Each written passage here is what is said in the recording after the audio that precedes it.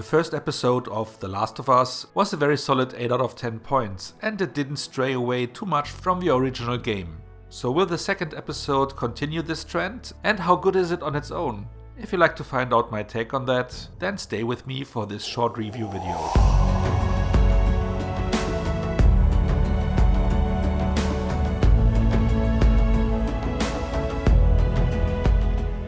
The second episode starts in Jakarta, where according to a news report back in episode 1, the outbreak started.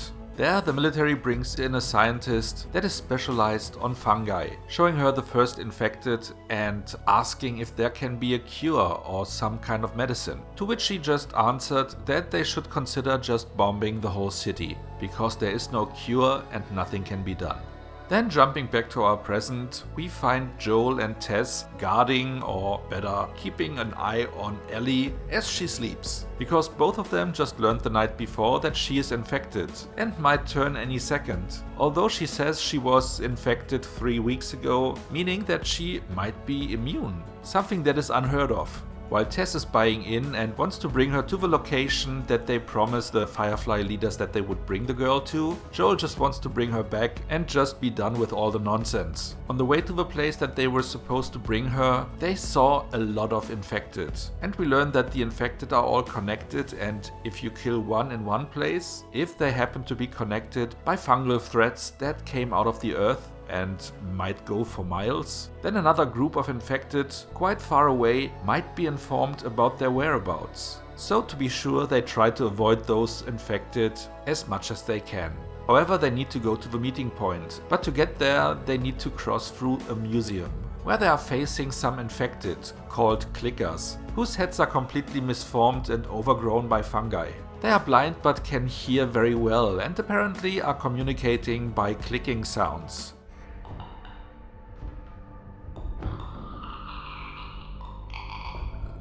Hence the name. And after successfully fighting those two off, they make their way to the meeting point, unharmed. Well, more or less, because Ellie was bitten, but she is not much concerned about that, as she considers herself being immune. Unfortunately, when they arrive there, they notice that every one of the Firefly group that was supposed to take in the girl is dead, because apparently one of them was infected and the rest then just get bitten or killed each other to fight off the infected. After Joel had to kill one of those who was still creeping along, we are shown in real life how this connection through those fungal threads is actually working, because by killing him he is alarming the whole horde that was just snoozing quite nearby, waiting for someone to attack. While those infected fools started to rush in, Tess is letting Joel in on something that he didn't know, and that is that in the last attack she was infected and she just has very few time left. So she offers to blow up the whole building while Joel and Ellie are getting away, because fortunately the Firefly group has stored a lot of gasoline inside the building. And with Tess's sacrifice, Joel and Ellie are saved. For now, because here the episode ends.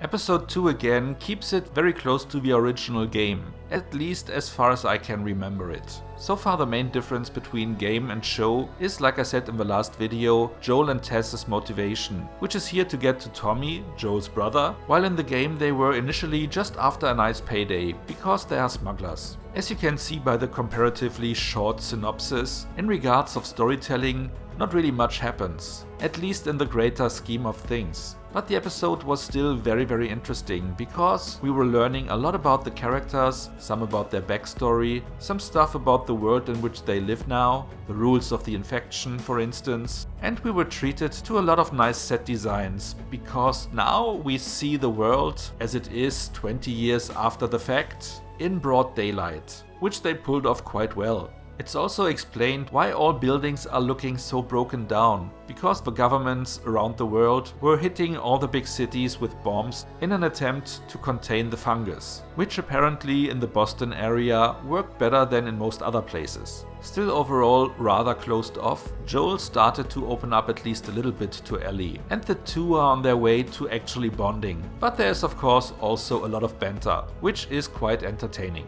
However, to make this episode not complete exposition, they also opted to bring in a little bit of action here and there. For instance, the whole scene with the clickers, which overall was very thrilling and well done. I just did not appreciate the shaky camera when they ran away from them because I wanted to see them. We actually then saw them when they were dead, but still I would have enjoyed it a little bit more if I could have actually seen how they looked like when they were alive and kicking, or whatever you call a fungi-infected creature. So alive is maybe not the right word. The two only things that bothered me a little bit here is that they really dug deep into the usual tropes around the topic of infected people. I keep wanting to say zombies, but I think it's not the right word. Let's just stick with the word infected, as they are also called in the show and as is the title of this second episode. Trope number one that you see in basically every zombie movie is that one of the survivors is getting bitten and keeps it a secret, and then just reveals it at the very last second before they sacrifice themselves. And of course the second thing that you also see in next to every movie, not just in zombie movies and movies with infected, is the trope of the lighter that will not work until the very last second.